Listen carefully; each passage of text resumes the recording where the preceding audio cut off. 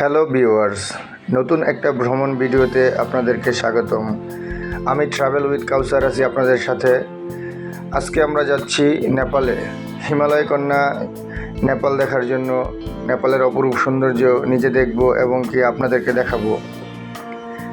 নেপাল যাওয়ার জন্য সকাল সকাল বেরিয়ে পড়লাম। দুপুর 12:30টায় ফ্লাইট, তাই যথারীতি 3 ঘন্টা আগে আমার বাসা পূর্বাচল থেকে বেরিয়ে পড়লাম। পূর্বাচলের সুন্দর রাস্তা ধরে এয়ারপোর্টের দিকে এগিয়ে যাচ্ছি। আজকে আমরা যাচ্ছি বাংলাদেশ বিমানের ফ্লাইটে, যার ভাড়া পড়েছিল 32,000 সামথিং। মোটামুটি 1 মাস আগে এই টিকিট কেটেছি নেপাল যাওয়ার জন্য। দেখতে দেখতে চলে আসলাম, দেখা যাচ্ছে 3য় টার্মিনাল।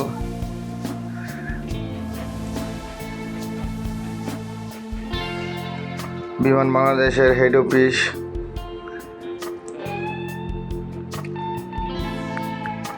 নেপাল যাওয়ার জন্য আমরা আগে থেকেই হোটেল বুকিং ও আরেকটা ইমিগ্রেশন ফর্ম পূরণ করে রাখতে হয়, সেটা আপনাদেরকে দিয়ে দিব ডেসক্রিপশন বক্সে। এটা আপনারা আগে থেকে যদি পূরণ করে রাখেন তাহলে সেখানে গিয়ে ইমিগ্রেশন অনেক সহজ হয়ে যাবে। চলে আসলাম একদম এয়ারপোর্টের কাছে। এয়ারপোর্টে যতবারই আসি ততবারই ভালো লাগে। এইখানকার ভালো লাগার কমতি নেই।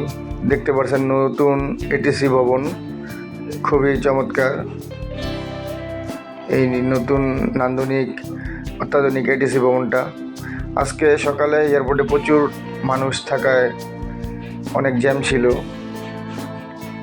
জ্যাম ঠেলে কিছুটা জায়গা পেয়ে তারপর একদিকে আমরা একটু গাড়িটা পার্ক করে নেমে গেলাম। দেখুন প্রচুর মানুষ আজকে, অনেকেই অনেক গন্তব্যে চলে যাবে, তাই এসেছে এয়ারপোর্টে। চেকিং শেষ করে ভিতরে ঢুকে গেলাম। এই মুহূর্তে যাব ইমিগ্রেশন ও বোর্ডিংয়ে। বোর্ডিং ও ইমিগ্রেশন শেষ করে পরবর্তীতে আপনাদের সাথে কথা হবে। সেখানে যেহেতু ভিডিও করা অ্যালাউ না, তাই ভিডিও করতে পারতেছি না। সকল ইনফরমেশন আপনাদের পরে দেখাবো, এমনকি জানাবো ইমিগ্রেশনের অভিজ্ঞতা। এ পর্যন্ত দেখতে থাকুন আমার ভিডিওটা। হ্যাঁ, ইমিগ্রেশন অনেক সহজ ছিল, একেবারেই সহজ।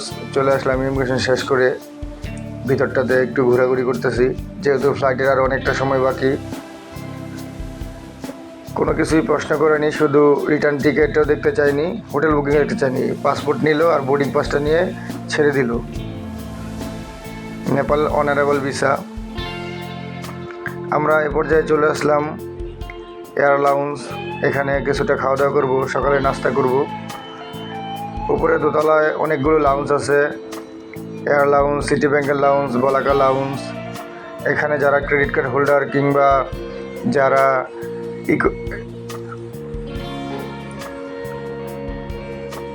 তারা এখানে খাওয়া দাওয়া করতে পারবেন ফ্রিতে। বিমানের জন্য অপেক্ষা করতেছি, বসে আছি সর্বশেষ চেকিং করে। এখন দূরে একটা এয়ার ইন্ডিয়ার বিমান দেখা যাচ্ছে। অল্প কিছুদিন আগে এই মডেলের একটা বিমান ক্র্যাশ করেছিল। বিমান দেখতে খুবই ভালো লাগে। শুরু হয়ে গেল আমাদের বিমানে ওঠার পালা। এখন বিমানে উঠবো। অল্প কিছুক্ষণের মধ্যেই ডাক পড়ে গেল। একটা ইউএস বাংলার বিশাল বিমান দেখা যাচ্ছে টেক্সিওয়ে দিয়ে সামনের দিকে। বিমানে ওঠার জন্য আমরা বোর্ডিং ব্রিজ পাইনি, তাই বাসে করে বিমানের কাছে যাচ্ছি। বাংলাদেশ বিমানের একটা বিশাল বড় বিমান দেখা যাচ্ছে।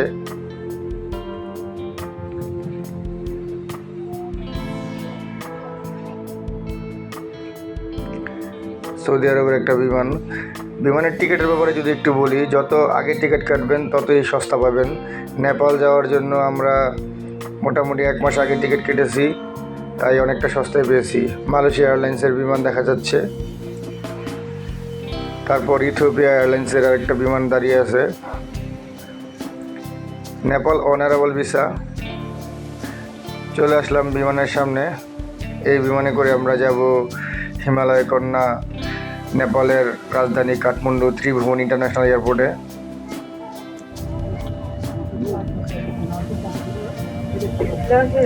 দেখুন বাংলাদেশ বিমানে আমার প্রথম অভিজ্ঞতা, ভ্রমণের অভিজ্ঞতাটা ভালোই ছিল। বিমানের সিটের মধ্যে স্ক্রিন লাগানো ছিল, কিন্তু যদিও চলে না, কোনো কাজে আসেনি স্ক্রিনটা। এমনকি পা রাখার জায়গাটাও ভালোই ছিল।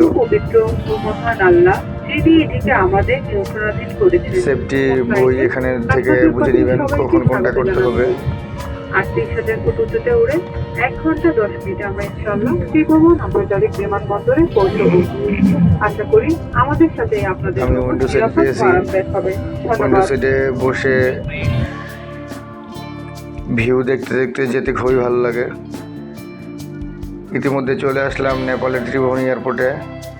কিছুটা আমার শারীরিকভাবে খারাপ লাগায় তাই বিমানের আর কিছু ভিডিও করতে পারিনি। এই মুহূর্তে অবস্থান করতেছি নেপালের কাঠমান্ডুতে ত্রিভুবন ইন্টারন্যাশনাল বিমানবন্দরে। আসলে এই বিমানবন্দরটা কিছুটা রিস্কি। আমাদের এত সুন্দর অভিজ্ঞ পাইলট তারপরেও কিছুটা ঝাঁকুনি খেয়ে নামিয়েছে। এই মুহূর্তে আছি একদম সামনে। দেখুন নেপালের প্রথম ঢুকতে এরকম একটা মূর্তি দেখতে পাবেন, যেহেতু যারা বিধর্মী তাই এই ব্যাপারগুলো তাদের কাছে অ্যাভেলেবেল। সামনে যাচ্ছি ইমিগ্রেশন পয়েন্টে। যারা অনলাইনে ইমিগ্রেশন পূরণ করে না আসবেন তারা এখানে এসে যে পূরণ করতে পারবেন। এখানে এটিএম বুথের মতো দেওয়া আছে, এখান থেকে তারা পূরণ করতে পারবেন। এটা সময় সাপেক্ষ, আপনারা সবাই আগে থেকে পূরণ করে আসবেন। আমি কমেন্টে কিংবা ডিসক্রিপশনে দিয়ে দিব লিঙ্কটা কীভাবে পূরণ করবেন। একদম সহজ পূরণ করার বিষয়টা। এখানে ইমিগ্রেশন একদম আরও বেশি সহজ ছিল। শুধু পাসপোর্ট চেয়েছে, বোর্ডিং পাসও চায়নি, সিল মেরে দিয়ে দিয়েছে 1 মাসের জন্য। বের হয়ে দেখতে পাবেন মানি এক্সচেঞ্জ, প্রিপেড ট্যাক্সি, এছাড়া সিম কেনার জায়গা। আপনারা চাইলে ভাড়া দেওয়ার জন্য কিছু টাকা ডলার এখান থেকে এক্সচেঞ্জ করতে পারেন। এছাড়া বাহিরে অনেক ভালো রেট পাওয়া যায়, এখানে খুব বেশি রেট পাওয়া যায় না। আর সিমটাও কিনতে পারেন একটু সামনে গিয়ে, সেখানে আর একটু সস্তা পাওয়া যায়। ট্যাক্সি সার্ভিসটা এখানে অনেক ভাড়া বেশি, বাহিরে যাইয়ে তারপর দামাদামি করে নেবেন। এদিকটাতে আরও মানি এক্সচেঞ্জের দোকান ও সিম কেনার জায়গা আছে। আমরা $100 এক্সচেঞ্জ করেছি, প্রায় 14,000 প্লাস টাকা পেয়েছি। নেপালি রুপাইয়া পেয়েছি। নেপালি রুপাইয়া মানে আমাদের বাংলাদেশের টাকা থেকে একটু মান কম। এয়ারপোর্ট থেকে বের হয়ে এরকম দেখতে পারবেন এখানে ট্যাক্সি কাউন্টার আছে, কিংবা সামনে বাস স্টপ আছে। চাইলে বাসে, ট্যাক্সিতে কিংবা এখানে পাঠাও চলে। পাঠাওয়ার মাধ্যমে হোটেলে যেতে পারবেন। ইনড্রাইভ নামে একটা অ্যাপস, এটাও চলে। পাঠাওটা ভালোই। আর যদি দামাদামি করে যেতে চান সেক্ষেত্রেও সেটা সম্ভব। তারা অনেক ভাড়া হাঁকায়, আপনারা দামাদামি করে নেবেন। কিছুটা সামনে এগিয়ে তারপর এই ট্যাক্সিটা দরদাম করে নিলাম 600 রুপিয়ার মাধ্যমে।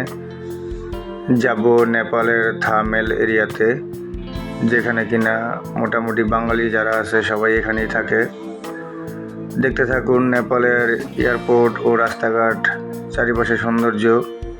আমার ভিডিওটা ভালো লাগলে অবশ্যই চ্যানেলটা সাবস্ক্রাইব করে দিবেন। সামনে দেখাবো আরও নতুন অনেক কিছু। সে পর্যন্ত সবাই দেখতে থাকুন।